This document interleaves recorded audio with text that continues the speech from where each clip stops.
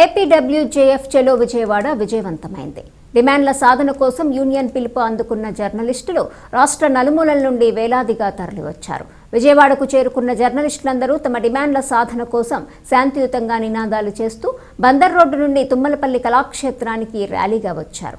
అనంతరం వేదికపై రాష్ట్ర యూనియన్ నాయకులతో పాటు ముఖ్య అతిథిగా విచ్చేసిన రాష్ట్ర సమాచార శాఖ మంత్రి కొలుసు పార్థసారథి హాజరయ్యారు.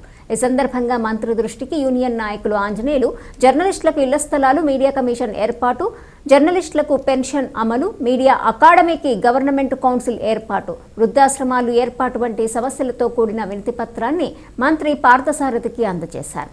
దీనిపై మంత్రి స్పందించి జర్నలిస్టుల సమస్యలను రాష్ట్ర ప్రభుత్వం తప్పకుండా పరిష్కారం చేస్తుందని హామీ ఇచ్చారు.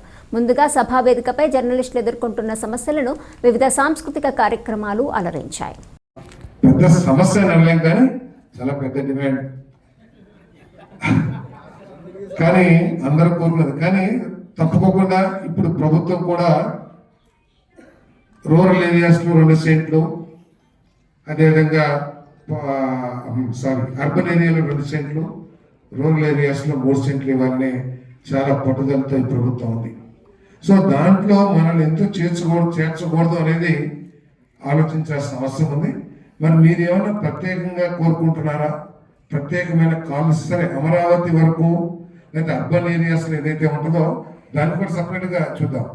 కానీ అర్బన్ ఏరియాస్లో కూడా ప్రభుత్వం హౌసింగ్ స్కీమ్ చేస్తుంది కాబట్టి దాంట్లో మిమ్మల్ని ఇంక్లూడ్ చేస్తారనుకున్న సమస్య ఏమిటో మరి ఆలోచించాలి. తప్పకుండా మీలో ఒక 10 మందితో కూర్చుని మా హౌసింగ్ డిపార్ట్మెంట్ అధికారులతో కూడా మాట్లాడి ప్రభుత్వం ఏదైతే ఆలోచన చేస్తుందో అందరికీ హౌస్ సైట్స్ అండ్ హౌసెస్ అని ఏదైతే ఆలోచిస్తుందో దాంట్లో మిమ్మల్ని ఏ విధంగా చేయొచ్చు దానికి అభ్యంతరం ఉంటుందా? అంజలి గారు ఉండదు కదా, ఉండదు. కాబట్టి తప్పకుండా ముఖ్యమంత్రి గారితో నేను మాట్లాడైనా సరే లోకేష్ గారితో చర్చించి మా స్కీమ్స్ హౌసింగ్ స్కీమ్ ఏదైతే ఉందో 3 సెంట్లు 2 సెంట్లు దాంట్లో మిమ్మల్ని తప్పకుండా మీకు కూడా లబ్ధి చేకూరే విధంగా నేను ప్రయత్నం చేస్తానని చెప్పేసి నేను ఈ సందర్భంగా తెలియజేస్తాను.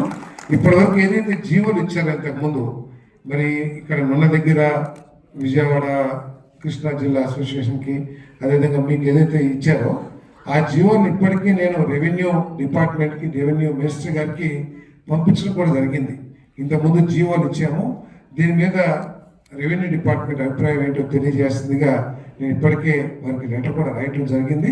వారి అభిప్రాయం కూడా తెలుసుకుని తప్పకుండా ప్రభుత్వ ఆలోచన ఏదైతే ఉందో అందరికీ ఇళ్ల స్థలాలు అనేది దాంట్లో ప్రత్యేకమైన దృష్టి జర్నలిస్టుల కోసం నేను పెట్టి, ఎందుకంటే ఐఎన్పిఆర్ మినిస్టర్, హౌసింగ్ మినిస్టర్ 2 శాఖలు నా దగ్గర ఉన్నాయి కాబట్టి మీకు ప్రత్యేకంగా జర్నలిస్టుల హౌస్ సమస్యలు తీర్చడానికి తప్పకుండా నేను ప్రయత్నం చేస్తానని చెప్పేసి మనం చేస్తాను.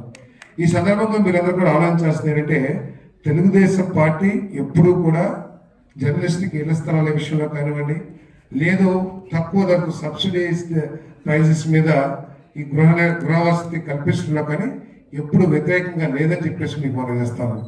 గతంలో జీవోలు ఇచ్చిన, లేదా టిట్కోలో మీకు ఇల్లు శాంక్షన్ చేస్తానికి 100 కోట్ల రూపాయలని ఐఎన్పిఆర్ డిపార్ట్మెంట్కి ట్రాన్స్ఫర్ చేసిన, లేదు హ్యాపీనెస్లో మీకు సబ్సిడైజ్డ్ ప్రైజెస్తో ఇల్లు కేటాయించాలని నిర్ణయం తీసుకున్నా, అదంతా కూడా జర్నలిస్టు సోదరులకి తోడుగా ఉండాలనే ఆలోచనతోనే చెప్పేసి కూడా మనం చేస్తాను.